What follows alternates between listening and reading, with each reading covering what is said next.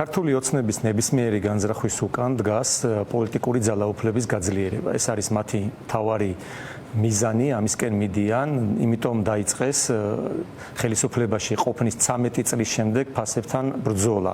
მიხვდნენ, რომ უკვე ეს ამოდის კვლევებში, ისინი ატარებენ ბუნებრივია კვლევებს და კვლევები რომცაც ჩაატარო, ძალიან ხილულია ეს ყველაფერი, შედიხარ მაღაზიაში და არ ვიცი, კატასტროფული ფასები არის და თურმე 13 წლის შემდეგ აღმოაჩინეს, რომ ესეა და ეხლა დაიწყეს ამასთან ბრძოლა.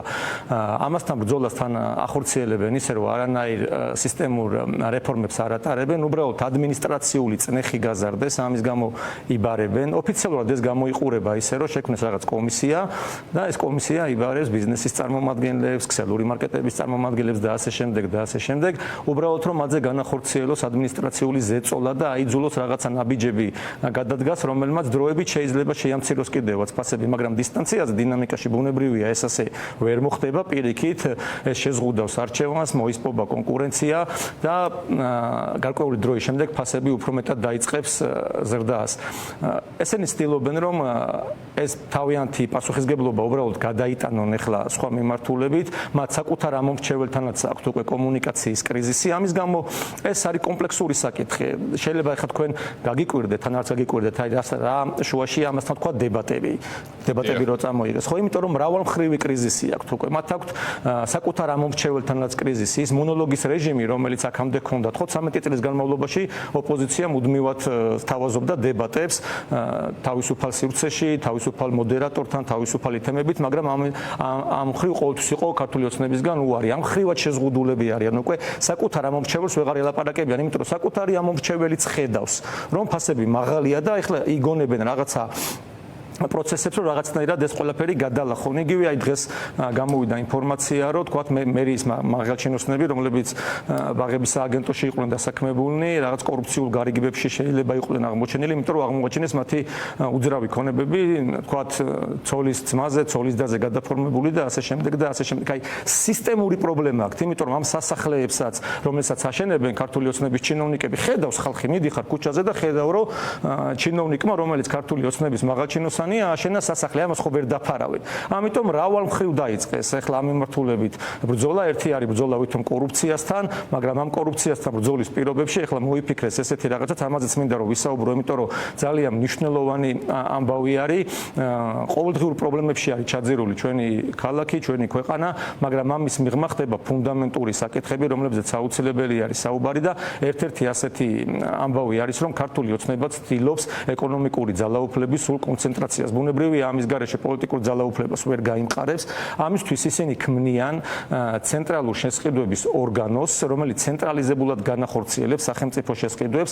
ანუ ადრე თუ ცალკეული სამინისტროები, მათი ქვესაუწყებო უწყებები, ორგანოები ახორციელებდნენ შესყიდვებს. ახლა იქნება ერთი ცენტრალური შემსყიდველი ორგანო, რომელიც იქნება საქართველოს მთავრობის სტრუქტურაში, მათი კონტროლის ქვეშ. რა რისკს წარმოადგენს ეს?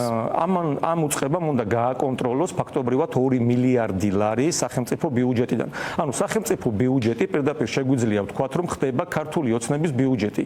ანუ ბიუჯეტი, რომელიც ივსება ჩვენს მიერ, საქართველოს მოქალაქეების მიერ და უნდა მოემსახუროს საქართველოს ეროვნულ, სახელმწიფოებრივ და საქართველოს მოქალაქეების ინტერესებს, მოემსახურება ქართული ოცნების პარტიულ ინტერესებს.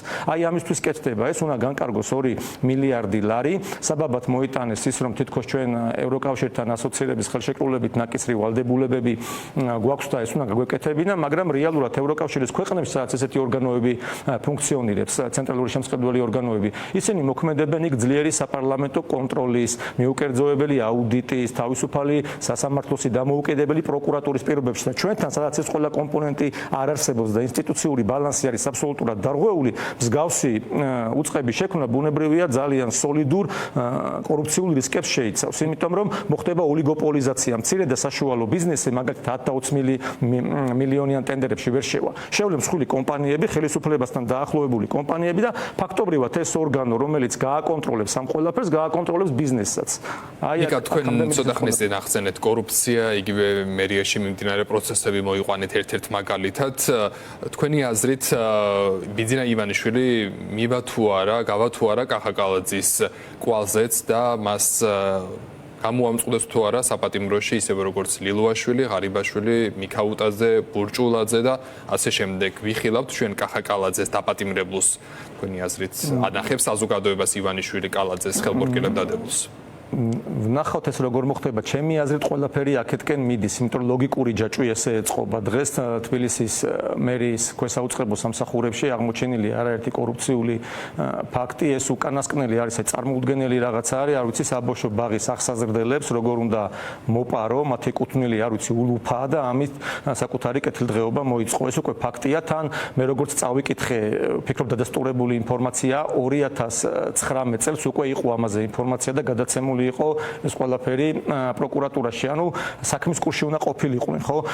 და ეს ხალხი, რომელიც მუშაობს იგივე საკრებულოს, თბილისის საკრებულოს სარევიზიო კომისიაში, რომელიც მუშაობს მერიის შიდა აუდიტში, აგრეთვე სახელმწიფო შესყიდვების სააგენტოში, ამ ყველაფერს ვერ ხედავ და საქმე გვაქვს სისტემურ კორუფციასთან. როგორ შეიძლება ადამიანმა მოიპაროს სახელმწიფო ბიუჯეტიდან ფული ტენდერები და ეს ვერ შეამჩნიოს ვერც ადგილობრივმა სამსახურმა, ვერც სახელმწიფო შესყიდვების სააგენტომ, მერე იყიდოს მიწა, იქ ააშენოს სახლი, დააფორმოს ხვაზე და ვერც ერთმა უწყებამ, ვერც ერთმა რგოლმა, სახელმწიფო რგოლმა ეს ყველაფერი ვერ შეაჩეროს, ვერ აღმოაჩინოს და უკვე ადამიანი რო ცხოვრობს ამ სახლში, უკვე გადაფორმებული აქვს სხვის სახელზე, მხოლოდ ამის შემდეგ ისიც ჟურნალისტების მიერ იყოს აღმოჩენილი, წარმოუდგენელი რაღაცა არის, ხო?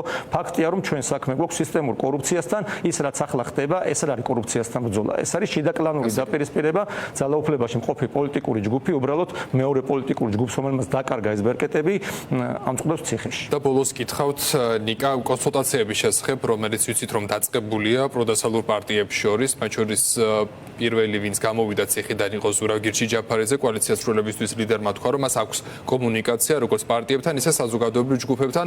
თქვენი პარტიის ლიდერები არიან თუ არა ჩართული, საჯაროდ კარგახანია არ გამოჩენილან ბადრი ჯაფარიძე და მამუკა ხაზარაძე.